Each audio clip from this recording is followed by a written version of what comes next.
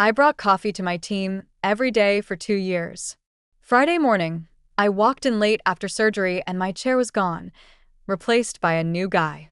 My boss laughed. You were gone 3 days. We need hustlers, not patients. So I sent one email. Monday morning, legal walked in. By noon, HR had canceled the project, and she was crying in her car. I wasn't the smartest person on the team, or the loudest, or the one who made the big sales or presentations. I wasn't trying to be. I was just reliable. The one who showed up early, who stayed late. The one who didn't complain. The one who always said, I can take care of it, when someone else dropped the ball. I worked in operations for a logistics firm. We weren't a huge company, but we weren't small either. Our team managed the back-end tracking for deliveries, inventory flow, client updates, pretty much all the boring, invisible stuff. I wasn't a manager, just a coordinator. But I knew where everything was. For 2 straight years, I brought coffee for the team. Every single weekday morning. I didn't even like coffee that much.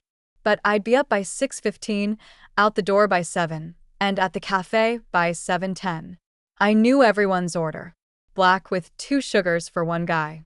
Non-fat vanilla latte for someone else. Oat milk only for the assistant manager. No one ever asked me to do it. I just started one day, and it became part of my morning. At first, people said thanks. After a while, they stopped. That was fine. I didn't do it for attention. My boss, Ava, wasn't awful at first. She was cold, but I didn't mind. I don't like small talk anyway. She just wanted things done quickly and quietly. She was always talking about efficiency and no wasted energy. We weren't close, but she knew I got things done. Last year, the company went through changes. Systems got updated. We were told to cut hours and do more with less. A lot of people left. I stayed. I took on more. Helped train 2 new hires without being asked. Rebuilt most of our documentation process. That's the part that matters because when things got messy later, I was the only one who really understood how it worked. I started getting sick around February. At first, I ignored it. Just stomach pain, I thought. Then it got worse. I couldn't eat properly. I was throwing up some mornings. I still went to work. Still brought coffee. Still kept my smile on. Eventually, I went to a doctor. Tests. Scans. Turns out I needed surgery. Nothing deadly, but serious enough that I couldn't keep putting it off. I scheduled it for a Wednesday and told Ava I'd be out for 3 days. Back Monday, I offered to document anything she needed. She didn't even look up from her screen. Just said, put it in the calendar. Surgery went fine. I was home, recovering, doing emails on my phone. That Friday, I checked my company portal and saw something weird. My seat was no longer assigned to me. At first, I thought it was a system glitch. We hot desk sometimes, so it wasn't that crazy. Still, something felt off. Monday morning, I showed up with the usual coffee tray. My body still ached. I was 5 minutes late, not because I slept in, but because walking took longer. My desk was gone. Not just cleared, gone. Sitting in my old spot was a man I didn't recognize. Wearing wireless earbuds, legs up on the little footrest I bought for myself a year ago. My name tag was missing. My drawer was empty. I stood there, still holding the coffee tray. Everyone looked uncomfortable. A few wouldn't meet my eyes. Ava walked over with a smile like this was all normal. She glanced at the tray, then at me, and said, You were gone 3 days. We need hustlers, not patients. Some people laughed. Not everyone, but enough. I didn't say anything. I just nodded, turned around, and left. I sat in my car in the garage for a long time. Not crying. Not angry yet. Just empty. When I got home, I started pulling old files. Because the thing about Ava was she didn't know how the system worked. She never really paid attention. But I did. When we switched to new internal tools last year, she pushed hard to rush the rollout. Told me to find shortcuts. Told me not to wait for formal approval on some of the back-end updates. She didn't want delays. I told her it could cause issues later, but she didn't care. I saved all of it. Every note, every message, every change. every approval that never happened. I didn't think I'd need them. I just kept them because that's what I do. That Sunday, I stayed up late drafting a document. I outlined every risky change, every deviation from protocol. I attached evidence, emails, timestamps, screenshots. I wrote it clearly and simply so anyone in compliance or legal could follow. No emotion, just facts. Monday morning, 7:58 a.m., I sent the email. Subject line: concern regarding Project Athena documentation and compliance gaps. By 10:30, my phone was buzzing. Coworkers texting me from the office. Legal had arrived. HR too. People were being pulled into closed-door meetings. The guy who took my desk? No one saw him after lunch. Project Athena, the one Ava called her career maker? Frozen. Everything paused. Around 3 p.m., I got a message from someone in my old team. She's in the parking lot, alone, crying in her car. I didn't reply. I didn't need to. No one ever asked me what happened. No one apologized. Ava didn't email me. HR sent a formal message asking if I'd cooperate with their review. I declined. I haven't been back since. I don't want to go back. But that look on her face when I walked in that morning, that smug, cruel smirk, never left my mind. She tried to erase me. I didn't raise my voice. I didn't scream. I just sent one email. And that was enough to pull her entire ladder down. I thought it would stop there. I really did. I thought I had made my point. That maybe, quietly, things would be dealt with. That she'd get a warning, maybe lose a title, or at least be watched more closely. But that wasn't what happened. 2 weeks after I sent the email, I started getting strange messages. A recruiter I used once reached out and said someone from my old company had contacted them about me. Said I'd been let go for poor performance and that I'd left under investigation. That was a lie. I hadn't been fired. I had never even been formally reprimanded in my 5 years there. Then I checked LinkedIn. My job title had been changed on the company page from operations coordinator to temporary assistant. The change had been made days earlier. My picture was gone. The project I helped build was no longer listed under my name. I tried to log into my old portal to grab a copy of my performance reviews. My access was cut off. At first, I thought it was just Ava lashing out. But then I got a call from a guy I used to train, someone junior. He told me Ava had held a team meeting where she blamed me for the project issues. Said I'd taken sensitive data and sent it out of spite. That I had sabotaged the workflow while pretending to be helpful. He didn't believe her. But others did. People I helped. People I covered for when they messed up. They just nodded along, he said. They were scared. She was making it sound like I was bitter and unstable. Then it got worse. I got a letter from the company's legal department. Cold, formal language. Said they were investigating potential misconduct related to unauthorized document retention. That I may have compromised internal systems by keeping records on personal devices. That email I sent? The one with all the screenshots and files?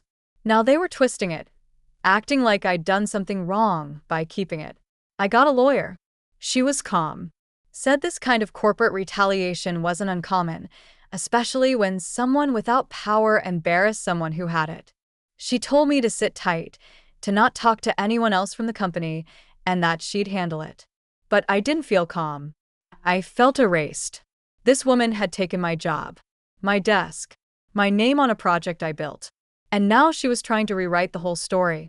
Paint me as some bitter ex-employee who couldn't handle being replaced. I didn't sleep much that week. I kept replaying things in my head.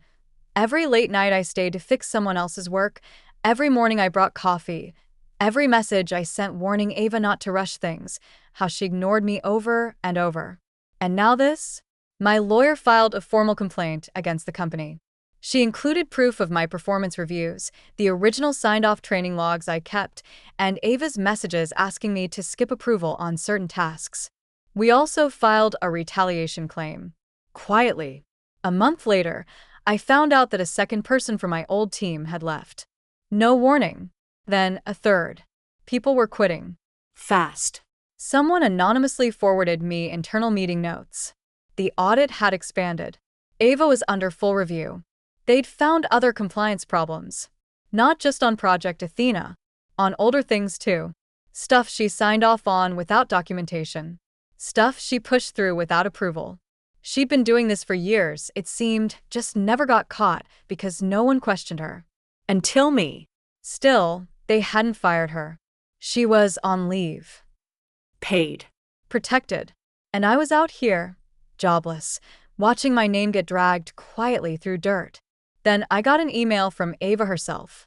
Just one line. Hope it was worth it. I stared at it for a long time.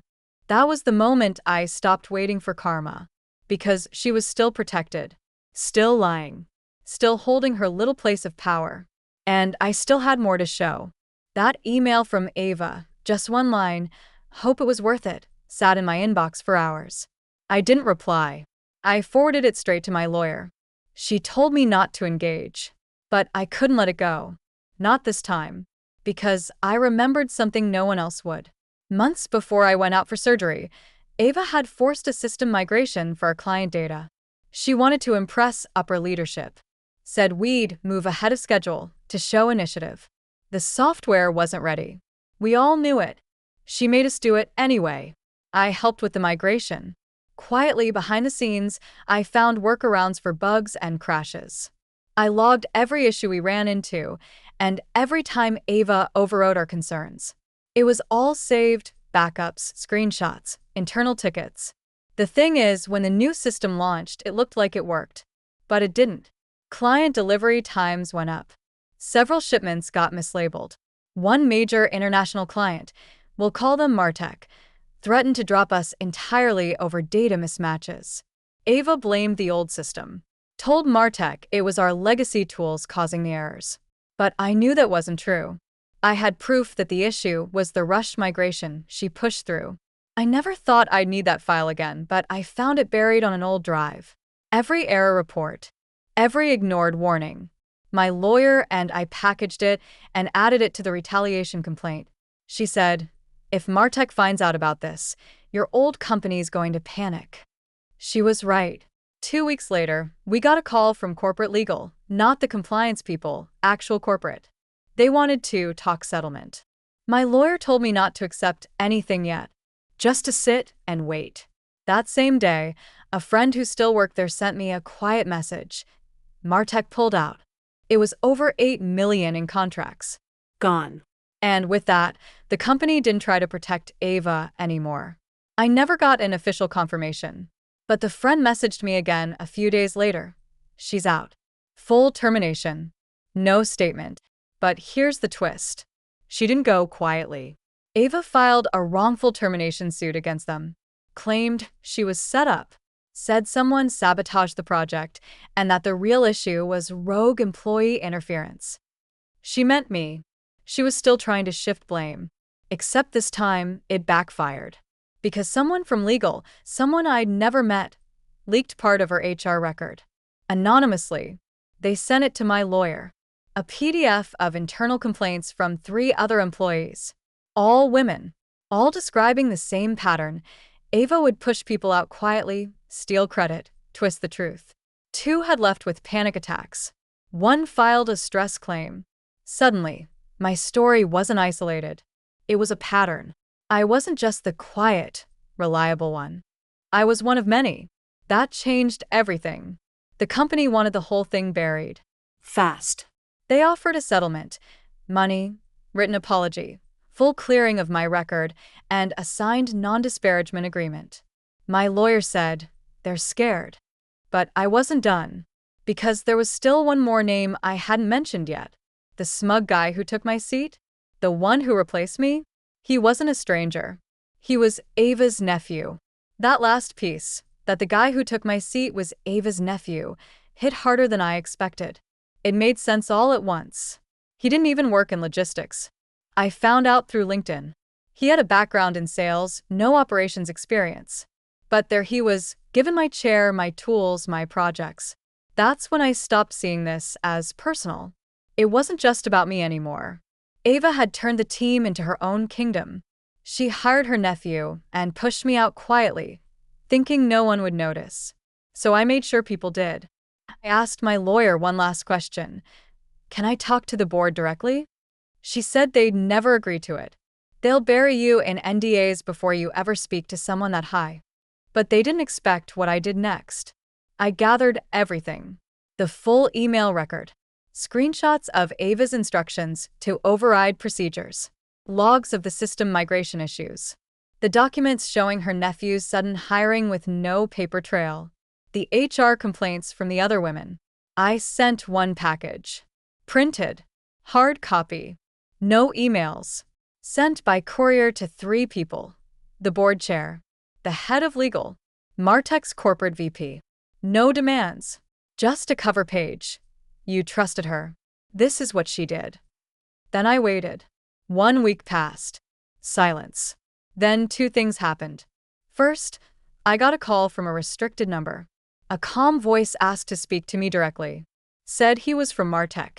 Asked if I'd be open to working with them. Quietly, at first. Then possibly full-time. Second, the company issued a formal press statement, neutral words about restructuring and commitment to compliance. Ava's name wasn't mentioned, but I got another message from someone inside. Her nephew was walked out. Same day. He looked scared. Ava? She tried to fight it, tried to threaten legal action again. Said she'd sue for defamation. But now she was alone. The company didn't back her. The board didn't return her calls. Her lawsuit didn't even make it to court. It was dismissed. I found out she applied for jobs later. Smaller companies. Word got around. One hiring manager reached out to me for a quiet reference. I didn't lie. I just sent them the same file I sent the board. She didn't get the job. As for me, I took the offer from Martech. Not because I needed the work, but because they said they'd let me build something my way. No backdoor politics. No fake smiles. I didn't take the company's settlement. I told my lawyer to hold out for one thing, a signed letter from Ava, admitting what she did. It took months, but we got it. 3 lines. Simple. Admitting she removed me from my position without cause. That she misled the team. That she retaliated when I raised concerns. It wasn't for money. I didn't post it online. I just framed it. I hung it on the wall of my new office. Not to gloat. To remind myself that silence isn't the same as weakness.